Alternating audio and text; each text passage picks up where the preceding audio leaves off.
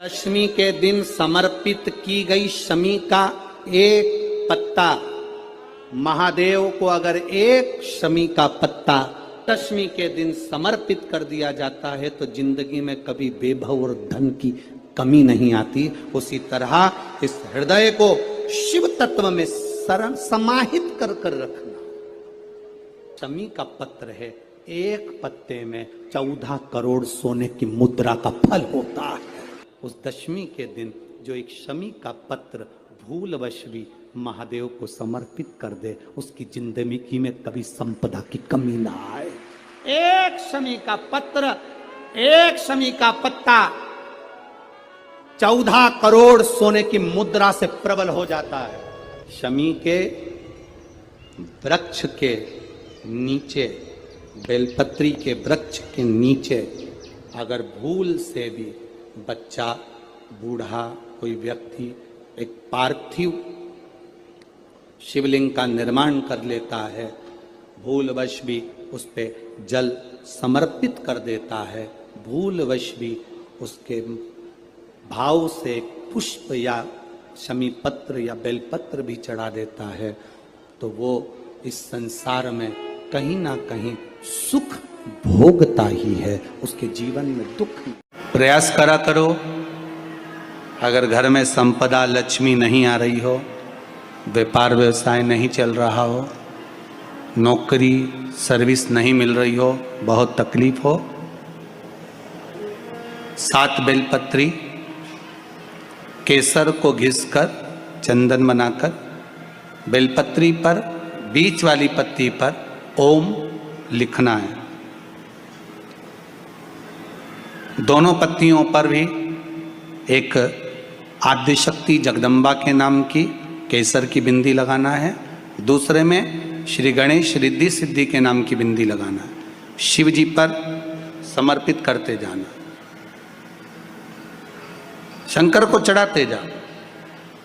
जल के पात्र में थोड़ा सा शहद, गंगा जल उसमें डालकर, पात्र में जल लेकर उसमें थोड़ा सा शहद, गंगा जल डालकर भगवान शंकर को कुंदकेश्वर महादेव के नाम से, कौन से महादेव? कुंदकेश्वर। कहते हैं बहुत बांधाओं में जब व्यक्ति पड़ जाता है, बहुत बांधाओं में जब व्यक्ति चला जाता है, कुछ ना कुछ समस्याओं में जब व्यक्ति फंसा रहता है, पड़ा रहता है, तो कुंदकेश्वर महादेव का स्मरण करना चाहिए।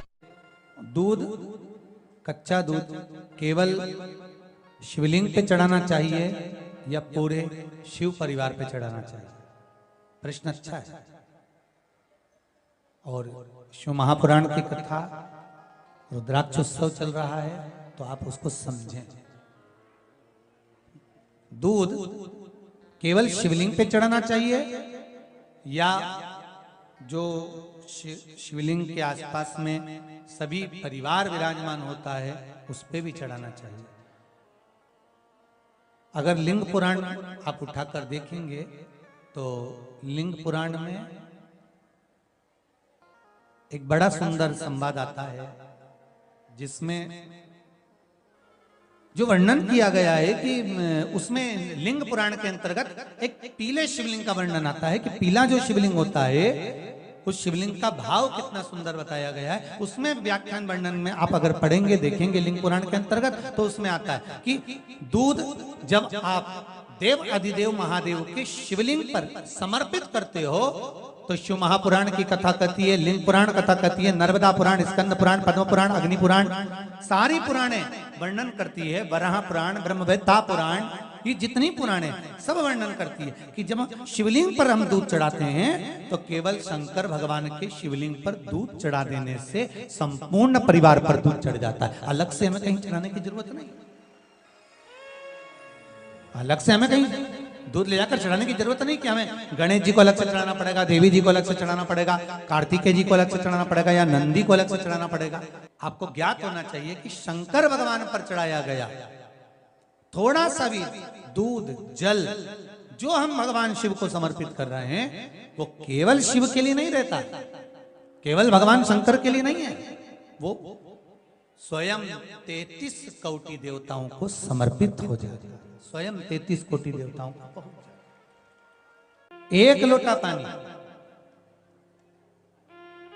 बेलपत्री आप शिवलिंग पर पहले चढ़ा रहे हैं, उसके बाद जल चढ़ा रहे हैं।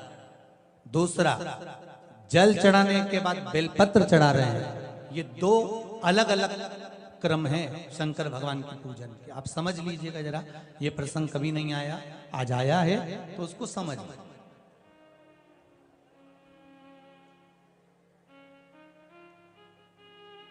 पहले बेलपत्र, उसके बाद में जल जो चढ़ाया जाता है, ये रोग मुक्ति के लिए चढ़ाया जाता है।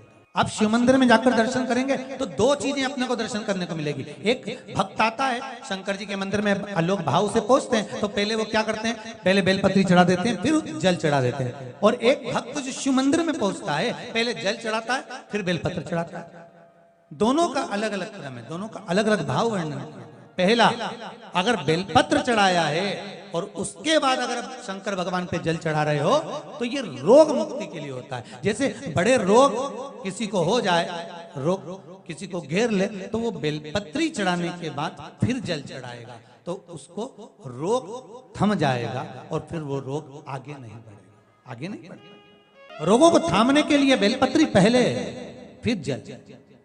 कुछ कार्य के लिए आप, सिद्धता के लिए आप, अच्छे कार्य के लिए आप, मन की प्रसन्नता के लिए, आनंदता के लिए आप शिव आराधना कर रहे हो, आप शंकर की आराधना कर रहे हो, तो आप जल चढ़ाकर फिर बेलपत्री चढ़ाए, उसका लाभ आनंद में। आपने जल चढ़ाया, उसके बाद बेलपत्र चढ़ाया। बस एक बात का स्मरण आपको होना चाहिए शिव महापुराण का, कि जब भी आप भगवान शंकर को बेलपत्र चढ़ाते हैं, बेलपत्र समर्पित करते हैं, बेलपत्र समर्पित करते समय प्रयास करा करें कि ये बेलपत्र को जब भी आप समर्पित करें, प्रयास करें कि बीच की जो पत्ती होती है बेलपत्र की, मध्य की जो पत्ती होती है, उसको अंगुष्ठ से पकड़ा जाए। उसके बाद में आप फिर बेलपत्री को शिव पर समर्पित करें, प्रयास करें। बेलपत्र जो हम भगवान शंकर को समर्पित करते हैं, उसका मध्य जो भाग होता है, बेलपत्री का जो 3 देवताओं का मध्य जो भाग होता है, उसको पकड़कर बेलपत्री को शिव को समर्पित